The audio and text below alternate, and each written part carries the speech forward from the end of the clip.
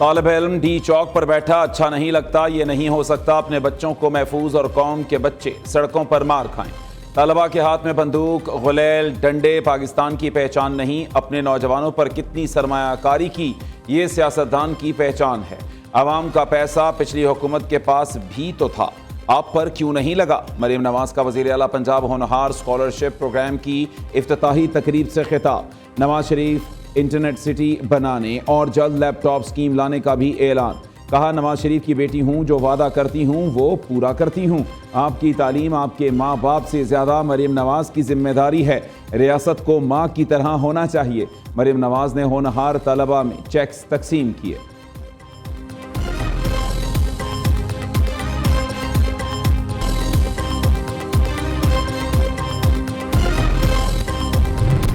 PTI से पूछूंगा, अदालती अहकामात की खिलाफ वर्जी क्यों की?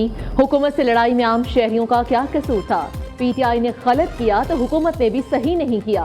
इस्लामाबाद हाई कोर्ट का 24 नवंबर को पीटीआई एहतजाज के खिलाफ केस में इजहार बरहमी। चीफ जस्टिस आमिर फारूक ने कहा कि आपने अमनो अमान बहाल रखना था, मगर पूरा इस्लामाबाद बंद कर दिया। शहरियों समेत एहतजाजी मुजाहिरीन के बुनियादी हुकूक का ख्याल रखने का हुक्म दिया था। जजेस समेत कोई भी ऑफिस ना आ सका, अपने ऑर्डर का खुद ही शिकार हो गया।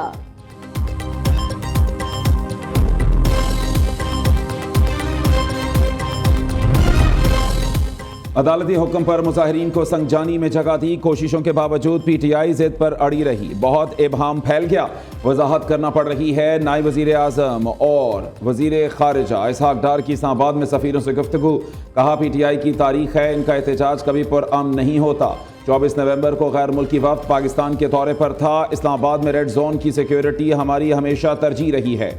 इस अहम मौके पर एहतजाज की कॉल से इनकी बदनीयती साबित होती है।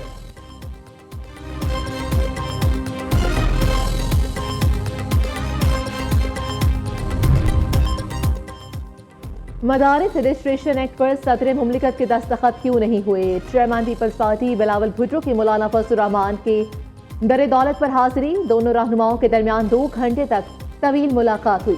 मदारिस रजिस्ट्रेशन समेत अहम उमूर पर तबादले ख्याल किया गया। बिलावल भुट्टो ने मदारिस रजिस्ट्रेशन बिल पर दस्तखत की यकीन दहानी कराई। चेयरमैन पीपल्स पार्टी मीडिया से बातचीत किए बगैर चले गए।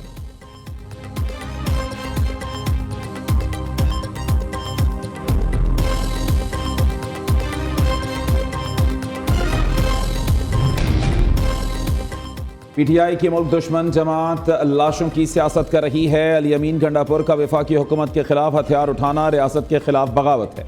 वजीर आला को हथियार उठाने हैं तो दहशत गर्दों के खिलाफ उठाएं। वजीर इत्तलात सिंध शर्जील मेमन की मीडिया से गुफ्तगू। कहा, पाकिस्तान को नुकसान पहुंचाने के लिए पीटीआई दिन रात काम करती है। हर मौके पर इन्होंने मुल्क और इदारों में नफरत फैलाने की कोशिश की है।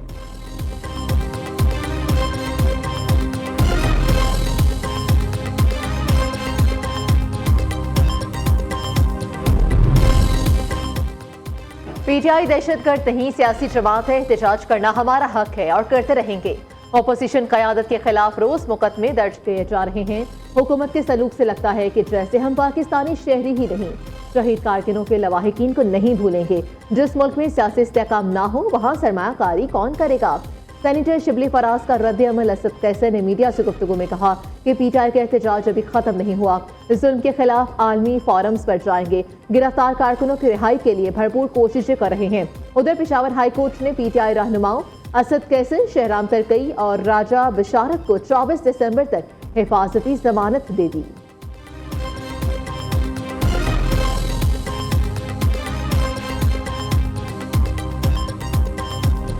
लीडर उमर अयूब की दरखास्त बरीयत मुस्तरद की जाती है। इंसदाद दहशतगर्दी की अदालत ने 9 मई और GHQ गेट हमला केस में महफूज फैसला सुना दिया। साबिक सदर आरिफ अलवी को 3 मुकदमात में गिरफ्तारी का डर, हिफाजती जमानत के लिए सिंध हाई कोर्ट से रुजू कर दिया। अदालत ने साबिक सदर की 50,000 रुपए के मुचल्लकों के एवज 20 दिन के लिए हिफाजती जमानत मंजूर कर दी। उधर थाना सेक्रेटेरिएट में दर्ज मुकदमे से दहशतगर्दी की दफात निकाली जाएं। वजीर आला खैबर पख्तूनख्वा के खिलाफ डी चौक मुकदमे की दरखास्त कल समात के लिए मुकर्रर। Chief justice Islamabad high court Aamir Farooq और जस्टिस समन रिफत इम्तियाज समात करेंगे।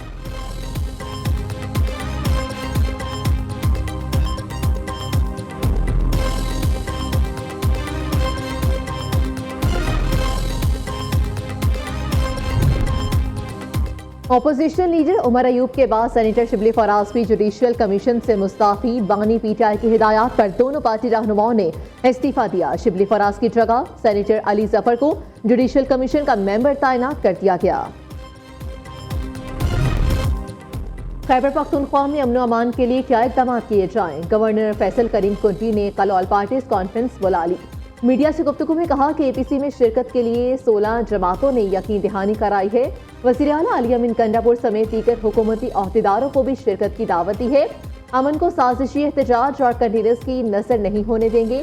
पीटीआई क़यादत का गवर्नर खैबर पख्तूनख्वा की तलब करदा एपीसी में शिरकत न करने का ऐलान।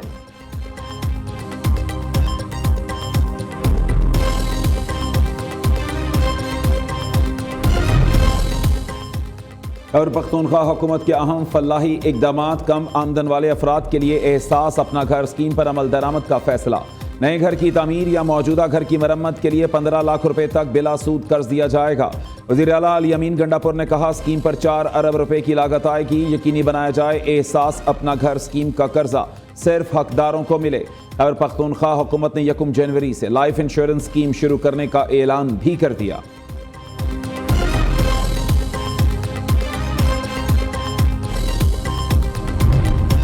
हमेशा एक बहुत गर्मजोशी का मुजाहरा करते हैं। पाक सऊदी ताल्लुकात में बहुत ज़्यादा जो है मैं समझता हूँ बेहतरी भी आई है और ताल्लुकात बहुत मजबूत हुए हैं। पाकिस्तान में अरबों डॉलर की इन्वेस्टमेंट वो करने जा रहे हैं।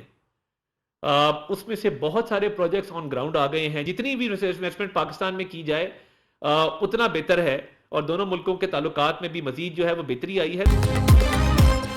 वज़ीर आज़म सऊदी अरब का दौरा मुकम्मल करके वतन वापस पहुंच गए। शहबाज शरीफ ने रियाद में मुनक्किदा वन वोटर सरबराही इजलास से खिताब किया। सऊदी वली अहद मोहम्मद बिन सलमान, फ्रांसीसी सदर और दीगर सरबराहान से मुलाकात की। वज़ीर इत्तलात अता तारड़ कहते हैं, वज़ीर आज़म और सऊदी वली अहद की मुलाकात गैर मामूली थी। शहबाज शरीफ 6 माह में मोहम्मद बिन सलमान से 5वीं बार मिले। पाकिस्तान और सऊदीया में 8 मुआहिदों पर काम शुरू हो चुका। सऊदी वली अहद ने कहा कि पाकिस्तान में जितनी सरमायाकारी करेंगे कम है। अरबों डॉलर्स की सरमायाकारी आएगी तो महंगाई कम होगी।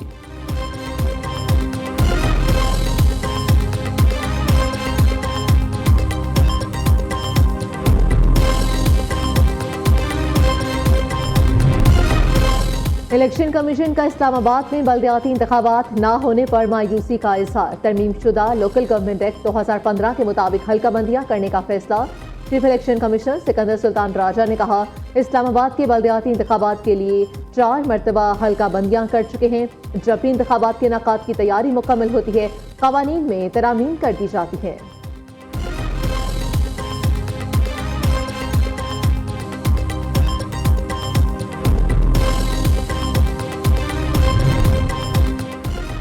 वज़ीर इत्तलात पंजाब असमा बुखारी की गाड़ी के यके बाद दीगरे 2 हादसे। एक हादसा पंजाब यूनिवर्सिटी जाते हुए, दूसरा जेल रोड अंडरपास पर पेश आया। हादसे में असमा बुखारी महफूज रहीं, घुटने पर मामूली चोट आई।